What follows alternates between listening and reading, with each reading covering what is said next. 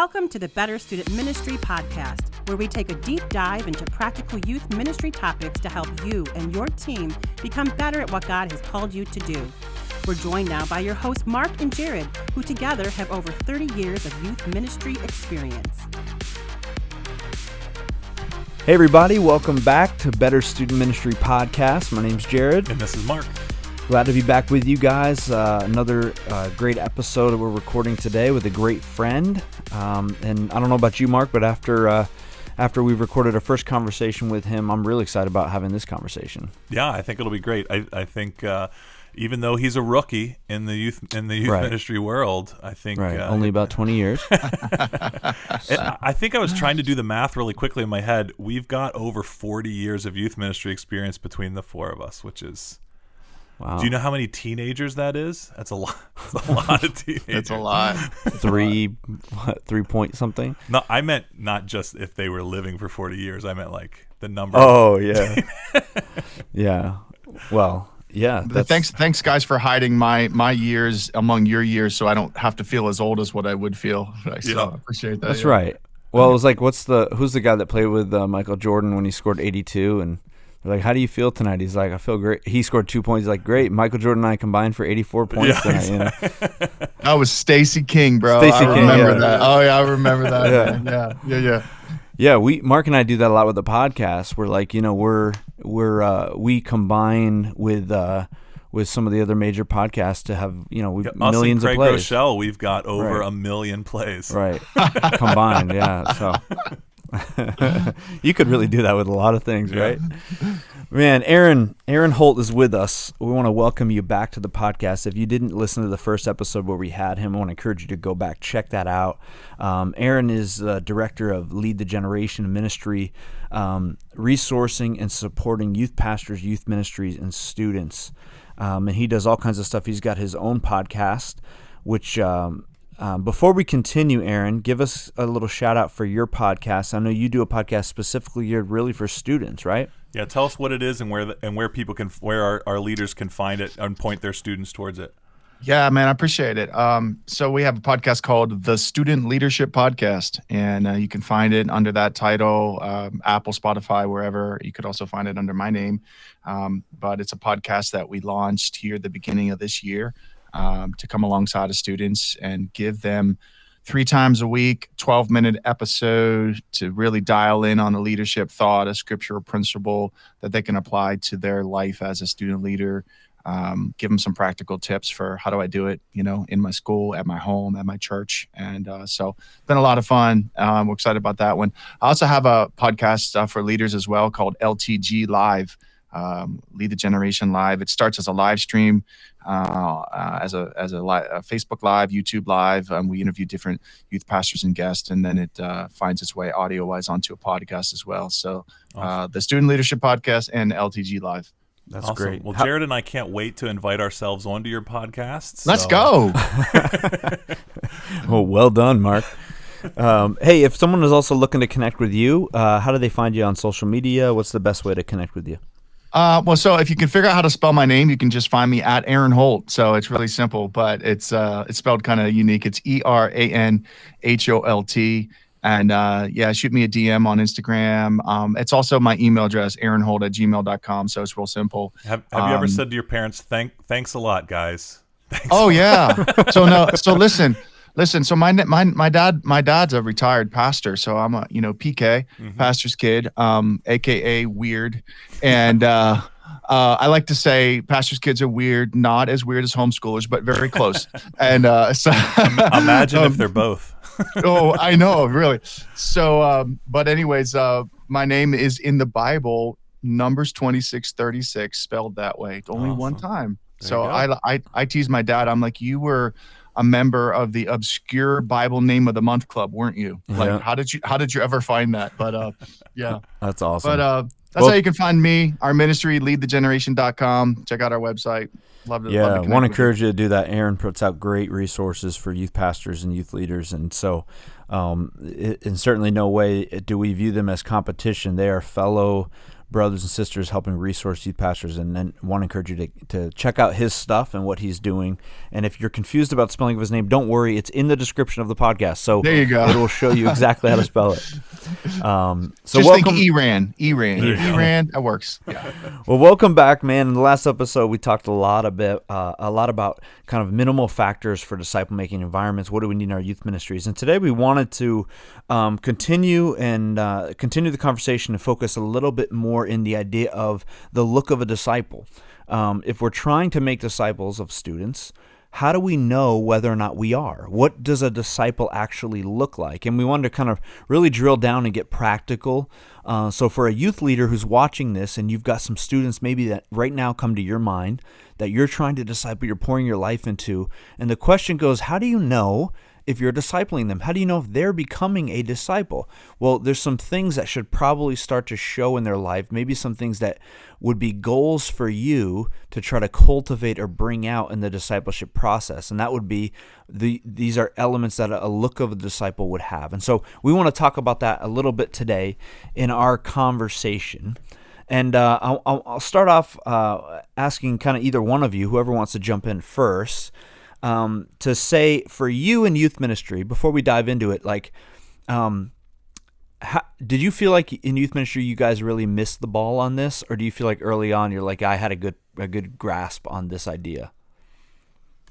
I can share a couple thoughts here at the beginning. The good news is I had mentioned I think at the beginning of this podcast that before being the youth pastor at our church for 13 years, I was a volunteer youth leader in that same ministry before stepping into the lead pastor or the youth pastor role there.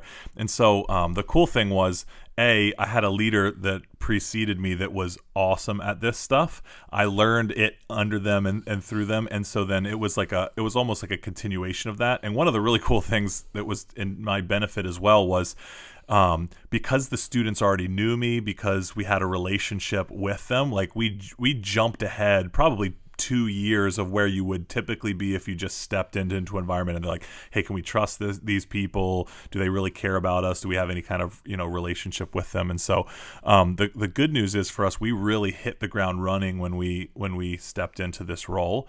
And so the relationship piece, I think it's primarily because of the way I'm wired. The relationship piece came really, really naturally. And so we were on a regular basis thinking, okay, we're sharing life with these students. If it's going to be worth our while, that we had this clear perspective of, we're not just interested in being peers with these teens. We're not interested in being buddies with them. They've got plenty of peers. They got plenty of friends. They don't need adults that are like their buddies. They need loving, caring, accountable adults to speak into their life. And so it was kind of a natural outflow of our personality and the ministry that we kind of stepped into the river of, that we were like, okay, every relationship is intentional. The time that we have with them needs to be intentional. And so my wife and I, we were really key in teaching our team. We believe this is a super valuable use of your time, but no bones about it, it's a lot of time to invest in this way. So you might as well prioritize being involved in the journey. If you're just looking for friends, or if you're an adult looking for teens from their approval and for them to think you're the funny one or for them to think you're the cool one, first of all, you're probably not in the right place, and secondly, you're an adult. So yeah, head over to the worship ministry. Yeah, exactly. No, just kidding. Sorry, worship ministry. Eran, how about you? Do you feel like you had a really good grasp on the defining what a disciple looked like in your youth ministry, or was this something that came later on for you? It was definitely something that came later on, and something that I look back even now and I regret that it took me so long to kind of wrap my head around a biblical understanding of discipleship in the context of youth ministry. I think that a lot of my natural gift set and skill set specific to ministry was good at planning and good at strategizing and putting things in motion and planning events and doing programs and all of that. And I referenced on the other podcast, at one point, like one of my mentors saying to me, you love your program and you're using people, and you need to love people and use your program. That was a big shifting moment for me. And so what I had to do, because the relational part of youth ministry didn't really come natural for me, quite honestly. I've always been a little bit more of an introvert. I was always more of a, kind of keep to myself type person. And so I really had to use my gifts in planning and my gifts in like programming and utilize them to, okay, I'm going to plan for relationship. I'm going to plan for that relational discipleship impact to take place. Right. And it just took me time to kind of walk through that and to kind of really wrap my head around, okay, I'm good at these parts of youth ministry, but I'm not good at the most important part, which is making disciples.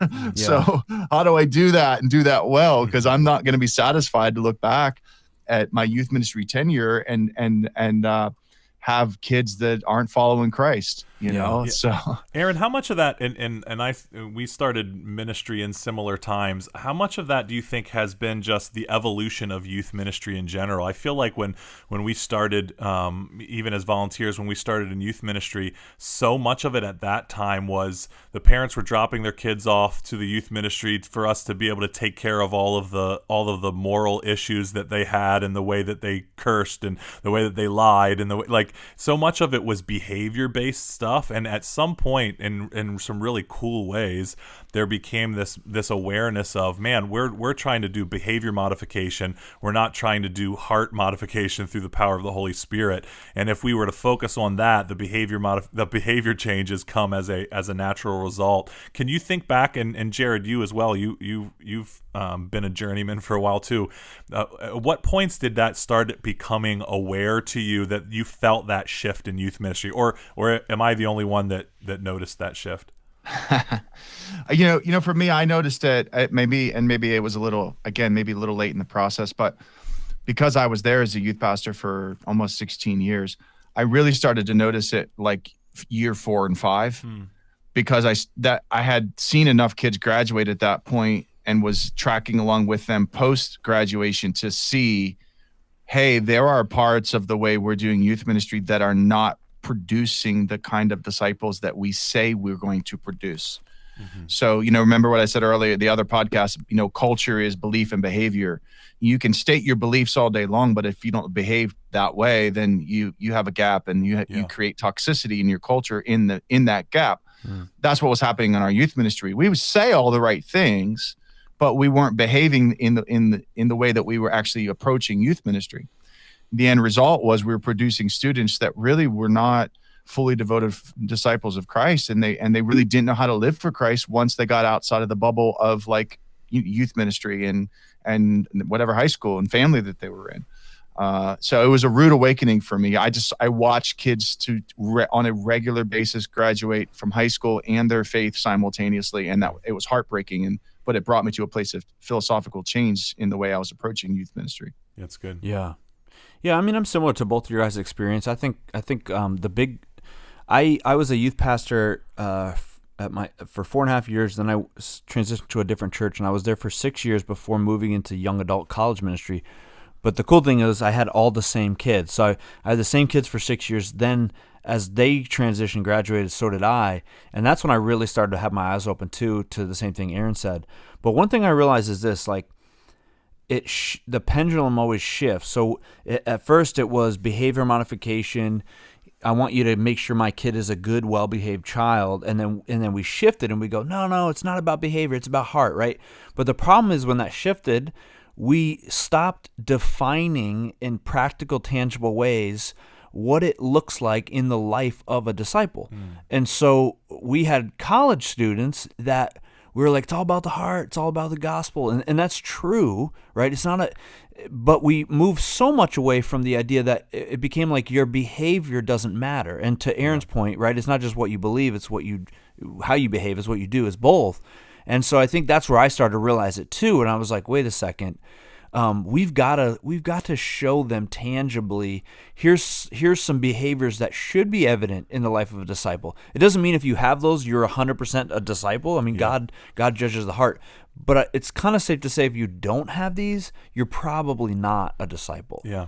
So, right. Yeah. So it was almost a knee-jerk reaction to, we don't want to tell them how to live their life. Right. We need their hearts to be transformed. And then in doing so, we forgot to tell them, okay, as your heart's being transformed, this is what it should look like. Right. And for youth leaders who are listening to this, they're going, okay, I want to make disciples, but what does that look like? Yeah. What am I looking for? So So let's transition. We're 15 minutes in. What we've told everybody is that we are all failures, and none of us know how to do it. So that's the good news. If you're listening and you're like, I don't know how to do this, you're in good company. But now let's transition to some of the things we did learn. So what does it look like? Eran, we'll start with you, and then we can go to Mark. You said a look of a disciple. Here's one thing that I looked for in a disciple, someone who is becoming one. Yeah. So can I give you my like framework here real quick? Because it'll just be helpful, Absolutely. I think, for the conversation. This is the framework I wish I'd had when I was studying youth ministry in college and starting out, right? And again, part of this is because of the way that my mind works. I can be very relational when I understand like the boundaries and the context, or what some would call like the programming side of things. And so this is what it was for me. This is what it is now, I should say. I wish I had had this when I first started youth ministry. So it's kind of like a definition that breaks down into 4 different parts, and we can just kind of talk through each one of these parts when you guys can fill in the blanks wherever you want to. So a disciple is one who builds their life on Christ. That's the first part. Secondly, living dependently, and that's the second part. The third part, resulting in transformation of, and then the fourth part is, and leads others to do the same. So for me, it's like, how do you build your life on Christ? Well, that involves things like trusting him alone for salvation, worshiping him, loving him with all your heart, imitating him, obeying his teaching, right? And then secondly, I'm living dependently. So how am I living dependently? Well, I'm abiding in Christ. I'm walking in the Spirit. I'm in the Word of God. I'm engaging in prayer. I'm partnering in a local church. And then third, resulting in transformation of what? My mind, my heart, my soul, the mission for my life.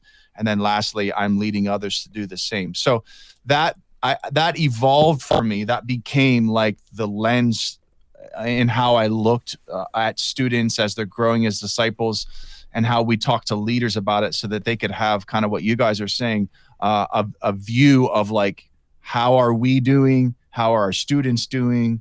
Where are students at in the process?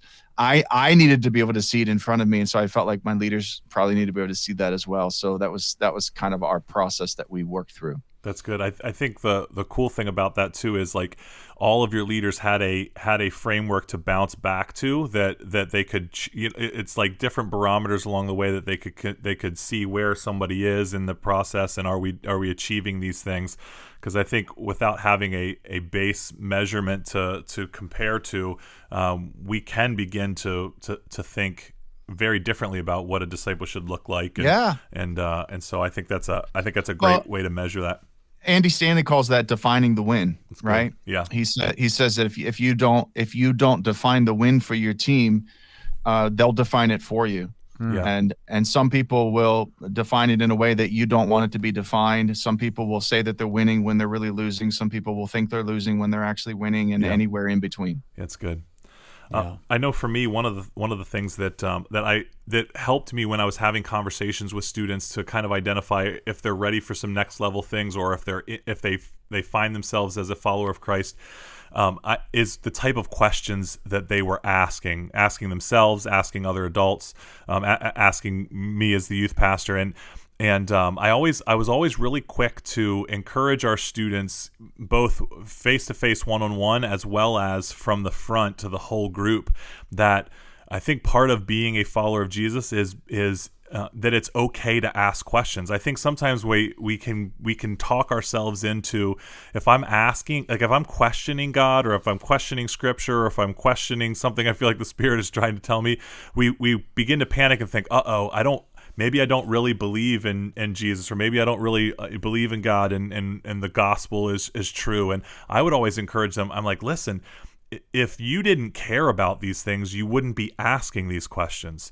Like, right. Somebody who's not interested in having a relationship with Christ doesn't really care who God is, who they are in Christ, what God has done for them. Like that's a part of the discipleship process somewhere, whether it's pre-conversion and they're just finding out for the first time who Jesus is, and wait a minute, who's this guy and he did what for me, or whether you're you've already made a decision to follow Christ, and now it's not my parents' faith any longer. I'm beginning to apply this to my own personal life. And so I want them to be asking themselves these questions. Who is God? Who am I? Who is Christ? And what has he done for me? And who am I, in God? And so that was always a good test for me as to where our students were in a discipleship process. Are you wrestling with your faith in some way?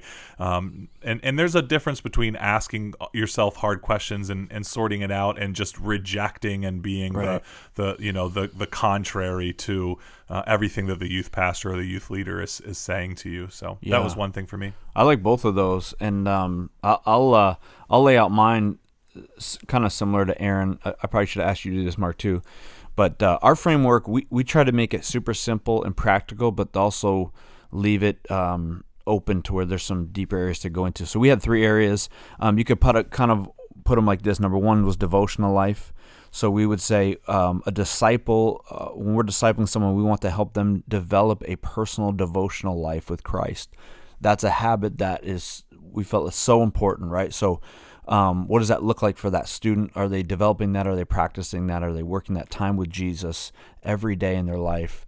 Bible engagement, prayer, all those type of aspects, right? That's a deep topic. But how are they developing a devotional life? The second part was the idea of community. So we stole this phrase from Chi Alpha college ministry. But are we helping people become the best big brother, big sister they can be for each other? And so this is especially important in youth ministry, because youth ministry, I think, can easily become a place where everyone's looking out for themselves. There's not a fighting for community amongst each other, a sacrifice in that age demographic. But that's such a part of discipleship. Like D.A. Carson says that the church is a band of natural enemies who love each other for Jesus' sake. And we have to start cultivating that at that age. Like, hey, you're from different high schools. Hey, you're different age demographics. You're into different stuff, but you're brothers and sisters because of Jesus. What does that mean to fight in love for the community that you have? And then the last piece is the idea of mission. So are they fighting for those who are far from God around them? And so that could look like inviting friends to church or youth group. That could look like intentionally looking to engage in conversation with people who don't know Jesus. Honestly, it could look like trying to be a friend to those who are not part of their church or not don't know Christ at all. So those are kind of the 3 areas that we would try to focus on and say, as a disciple, you should be maturing in each one of these areas. Your devotional life, you're fighting for community, Christ-like community, and then also your mission to reach those who are far from God. That's good. I can share my 4 as well. Maybe I misunderstood your question initially. So like there were 4 main buckets or categories that we would kind of align our students to see where they were at in a process. And the first was we called it the family of God. So where are they in the family of God? Are they followers of Christ? They're in the family. Are they on the outside looking in still, trying to figure out whether I'm connected? And so the first piece for us was this idea of, okay, what do they believe about God, and what do they believe about the family of God? The second was then the truth of God, and that's kind of like that gospel fluency piece. So what do they understand or know about the gospel? And are they is there an energy to want to learn more about God's truth? That's kind of where a lot of the questions came into place with that. The second was the power of God. So we got the family of God, the truth of God. Next is the power of God. So are they living out a spirit empowered life? Do they recognize that the source of everything that God has prepared their life for, he provides for them, and that he will empower them to do that? And then the fourth piece was the mission of God, and that kind of flowed out of the power of God. So the family of God, the truth of God, the power of God, and the mission of God. It's that transition from the internal to the external now. God has a purpose for my life, and it's not just to satisfy me, but it's to point other people to Christ. Yeah. I love that. And I love the idea that all 3 of ours were a little bit different, but very similar in principle, right? Yeah. Aaron, what would you say for a youth leader or youth pastor listening to this and going, maybe I've never thought through what this looks like? Like, what are some of the first steps in your mind for, not that they have to steal or use, not that it would be stealing because we all stole from somebody else, but not that they have to use exactly our language or wording, but if they've never started this process of thinking this through, what sort of advice would you have for them in starting out? Yeah, I mean, I just want to confess I stole mine from the Bible, so I don't know if that's a problem or not. But he just Bible dropped. he just Jesus juked us. So, I actually would encourage you to, you just heard three different kind of constructs or paradigms to think about discipleship. I would just tell you as a starting point, start with one of those, whichever one of those that you felt like, the verbiage of that one kind of fits best in your world and your context. Start there and tweak it. And at least it gives you a starting point. That's a good way to just kind of, again, wrap your head around what I'll call like the intellectual side of discipleship, or the intellectual understanding of, what am I looking for? What benchmarks, what measurements, what metrics am I looking for in a disciple? And I think that's important. You need to be able to train your leaders that way. You need to even be able to train your student leaders that way. Or if you're doing some sort of, maybe a deeper discipleship experience for students that are really looking for that, I think that framework then becomes a way that they can kind of wrap their head around, hey, am I growing in all these areas of my life? Or do I have growth gaps? Do I have blind spots as a follower of Christ? That's good for your students. It's good. Honestly, it's good for your adults too. Let's just be honest. Yeah, most of the adults on our team are just like us, are still in the process of discipleship, right? Yeah. So I think you want to have a paradigm. I'm gonna just revisit for a second something that the three of us talked about in the other podcast, and that is the foundation of relationships underneath all of this. Yeah. Because there is a common tendency that we have, and if you happen to think kind of the way that I do, not necessarily a better way, but it's just kind of the way your mind works, and you tend to be a little bit more strategic, a little bit more programmatic in your thinking about things. There is a tendency to kind of like, okay, here's our 4 steps. It's just an intellectual process, and we want to rate students up against this thing. And I always needed the reminder of discipleship is first and foremost relational, and relationships are messy. Yeah. And discipleship is messy. Jesus' relationship with his disciples was crazy. Oh yeah. Yeah. They were a bunch of drama queens. They were a bunch of junior high boys. They were getting into verbal arguments with one another. They were vying for positions in eternity on his left and his right. I mean, these dudes were a mess. They constantly were comparing against one another. So on and on it goes. And so if you trying to say it like this, if you dive too deeply into here's my construct for what discipleship looks like, then you'll always be frustrated by the drama that comes in student ministry, and you wonder what to do with it, because you'll be like, how does this fit? Well, it's just shepherding is a dirty business. We just it's the way that we is. So I used to say to my leaders all the time, like discipleship is not sitting in a circle having a Bible study singing Kumbaya. Like it would be great if it was that simple. But actually, you'll get more discipleship opportunities with your students in the midst of the drama. Yeah. Like the drama is the discipleship moment, because these kids are actually acting out in front of you, therefore giving you the opportunity to show them, here's how a follower of Christ would respond to this particular situation that we find ourselves in. So that would just be my reminder. I love that. Pick one of those frameworks and start with that, but remember the foundation has to be relationship. The number of times Jared had students fighting over who loved him the most. Honestly, they still are. That's what I hear. They're still fighting about this. I had to not hang out with students anymore. It was too much. No, I want to ask one final question of you guys, because we are running out of time. But I'm transitioning off of what Aaron's kind of final point there is the idea that relationships are messy, discipleship is messy. I want to, in my opinion, one of the most challenging things facing youth leaders is the feeling of despair that nothing I'm doing is making a difference, that my discipling students is not really working. We look at these kids we're pouring our life into and going, is there any fruit of this?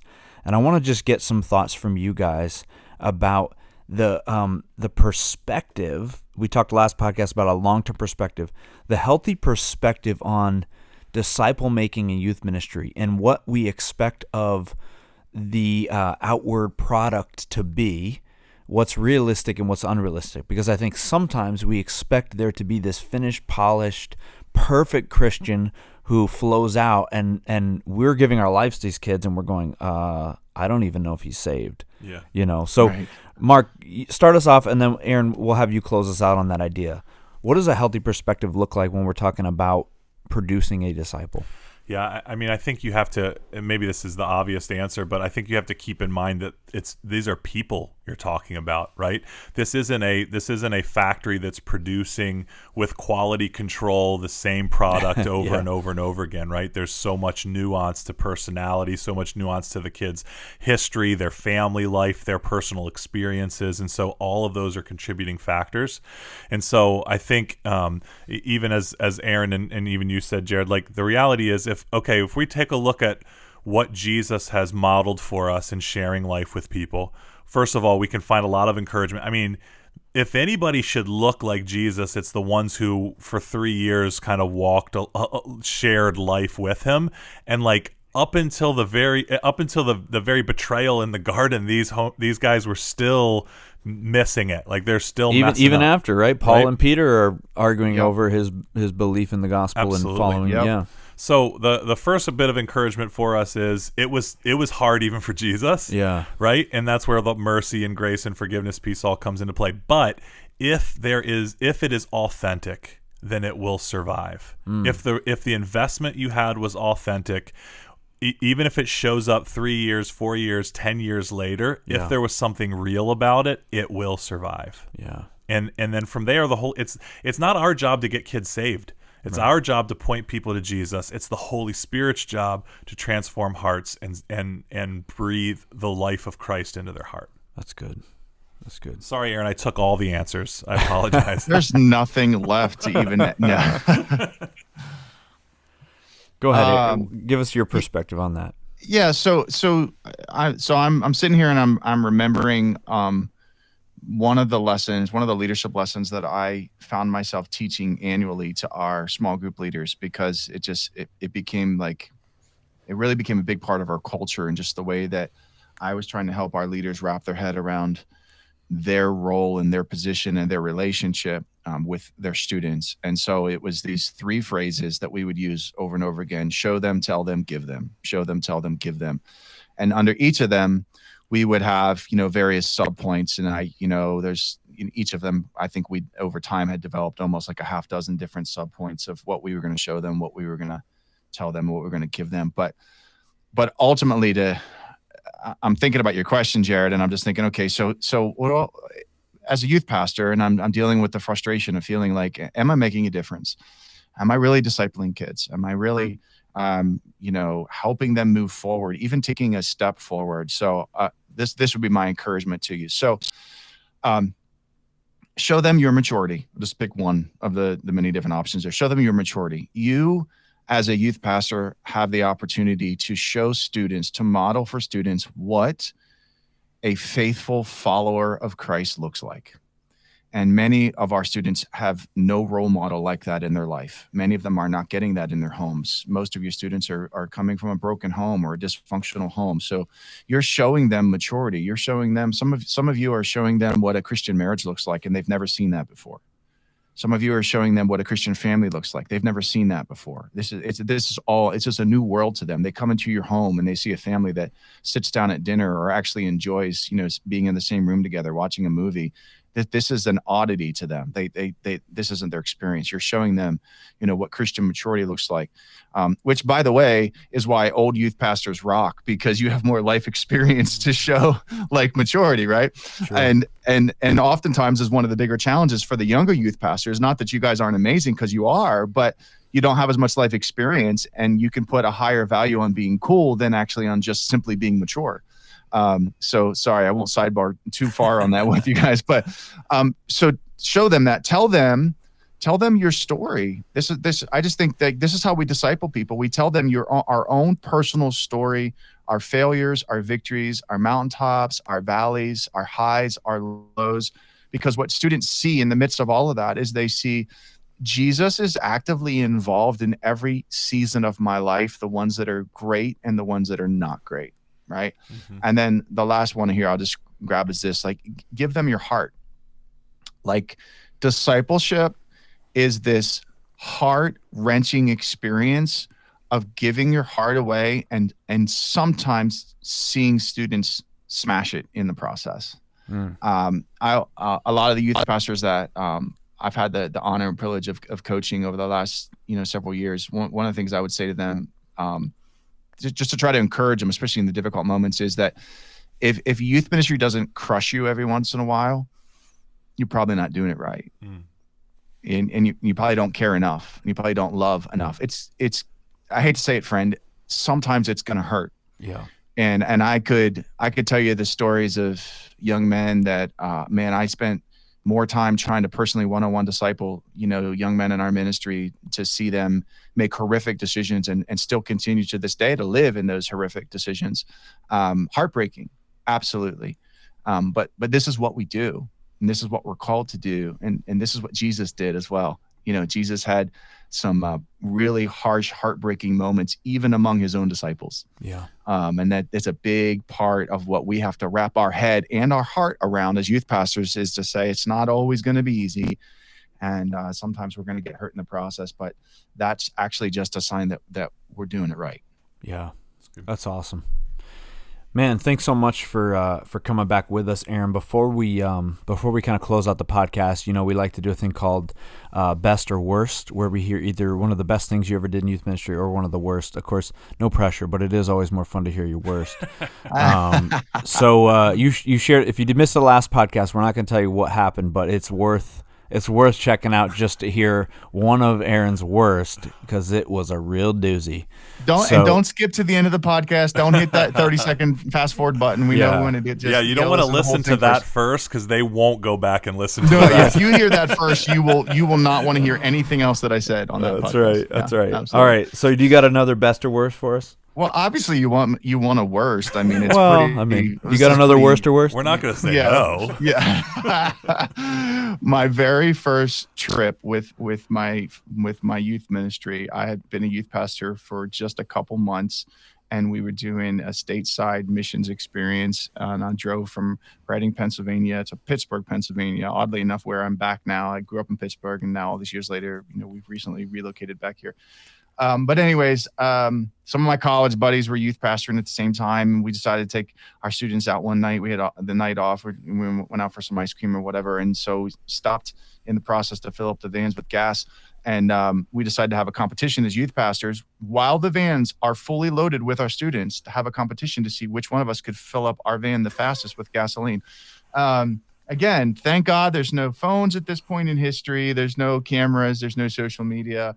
My buddy comes over and as I'm pumping gas, jumps on my back and starts trying to wrestle the pump out of the van, right? All of my kids are in the van watching this, right? And so as he's on my back, I'm now holding him while pumping gas. I'm trying to get him off my back. So I decide I'm going to slam him up against the van, and then he'll get off my back. Well, when I slammed him up against the van, his rear end went through the window of the van. Glass shatters everywhere, including all over the student sitting directly on the other side of that window. Oh my goodness. Wow. The phone call that I had to make to my brand new lead pastor and somehow had to tell him that story, that I drove my friend's rear end through the church van.